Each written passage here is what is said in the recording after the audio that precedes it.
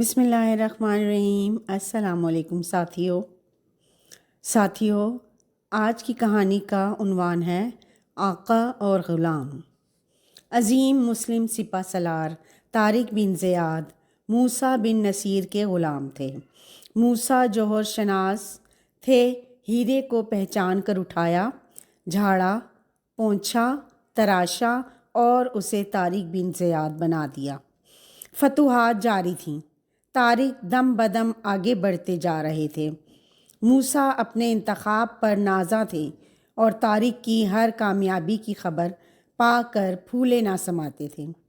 حاسد یہ کیسے گوارا کر سکتے تھے کہ ایک غلام ان کے سامنے اس قدر اہم ہو جائے کہ اس کی بہادری، جرأت اور شجاعت کی مثالیں دی جائیں۔ انہوں نے موسیٰ کے کان بھرنے شروع کر دیے۔ سپہ سالار طارق کی فتوحات اب آپ کے نام سے نہیں، خود اس کے اپنے نام سے منسوب ہو رہی ہیں۔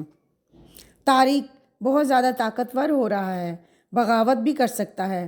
ہو سکتا ہے کہ اب وہ آپ کا حکم ہی نہ مانے۔ وہ دربار خلافت میں آپ پر سبقت حاصل کرنے کی کوشش میں ہے۔ طارق اب ایک غلام نہیں، فاتح ہے۔ وہ آپ کو اپنا آقا تسلیم نہیں کرتا۔ موسیٰ بن نصیر بھی ایک انسان تھا۔ ان کے ذہن میں بھی شبہات سر اٹھانے لگے۔ انہوں نے اچانک طارق کو حکم دیا، اپنی پیش قدمی روک دو، جہاں ہو وہیں رک جاؤ، ہمارے آنے تک ایک قدم بھی آگے نہ بڑھنا۔ یہ خلاف توقع، خلاف مصلحت صورتحال حکم پا کر طارق پریشان ہو گئے۔ انہوں نے قاصد کو بہت کوریدا، مگر کوئی بات معلوم نہ ہو سکی کہ یہ حکم کیوں دیا گیا ہے۔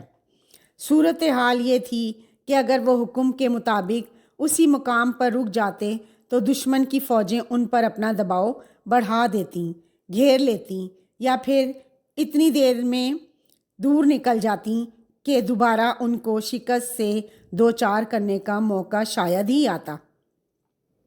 طارق نے جنگی صورتحال قاصد کے ہاتھ موسیٰ کو لکھ بھیجی اور پیش قدمی روک دینے سے معذرت کر لی۔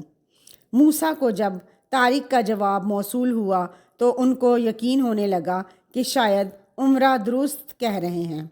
طارق اب ان کے قابو سے باہر ہو چکا ہے۔ موسیٰ نے فوراً فوج کو کوچ کا حکم دیا اور ایک دوسرے راستے سے طارق کا راستہ جا روکا۔ کل کے آقا اور غلام آمنے سامنے ہوئے، جو مجاہد اور فاتح اسلام تھے۔ موسیٰ گھوڑے پر سوار تھے، ان کے ہاتھ میں کوڑا لہرا رہا تھا اور چہرے پر خشونت نمایاں تھی۔ ان کو طارق کی حکم عدولی پر غصہ تھا اور ان کو یقین تھا کہ طارق اب کھل کر ان کے مقابلے پر آ جائیں گے۔ طارق اپنے آقا کو دیکھا اور گھوڑے سے اتر گئے اور موسیٰ کے گھوڑے سے چند قدم آگے آ کر باادب کھڑے ہو گئے۔ موسیٰ کا جسم طیش سے لرز رہا تھا۔ انہوں نے طارق کی آنکھوں میں جھانکا جہاں سکون ٹھاٹے مار رہا تھا۔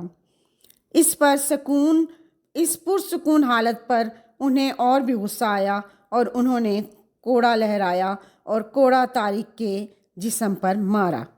طارق نے اپنے ہونٹوں کو بھینچ لیا اور آنکھیں بند کر لیں، زبان سے اف تک نہ کی، اور کوڑے کا وہ حصہ جو ان کے جسم پر لپٹ گیا تھا اسے دوبارہ دونوں ہاتھوں سے تھام لیا۔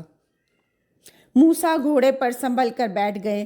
ان کا خیال تھا کہ طارق اب کوڑے کو جھٹکے سے کھینچ کر انہیں نیچے گرانے کی کوشش کرے گا، لیکن طارق کے رد عمل نے جہاں موسیٰ کو شبنم کی طرح نرم اور ملائم کر دیا، وہیں حاسدوں کو بھی شرمندگی کے سمندر میں ڈبو دیا۔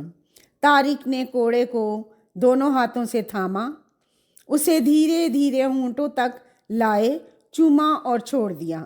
آقا ان کے لبوں سے نکلا اور انہوں نے سر جھکا دیا۔ موسیٰ کا سارا غصہ بلبلے کی طرح بے وزن ہو گیا۔ آنکھوں میں طیش کی جگہ محبت بھرے آنسو نے لے لی۔ انہوں نے فخر سے طارق کو دیکھا، پھر طنز بھری نگاہوں سے ان حاسدوں کو دیکھا جو نظریں چرا رہے تھے۔ ان کا انتخاب غلط نہیں تھا، ان کی تربیت میں کمی نہ تھی۔ وقت نے ان کے سامنے طارق کو کندن بنا کر سر بلند کر دیا تھا۔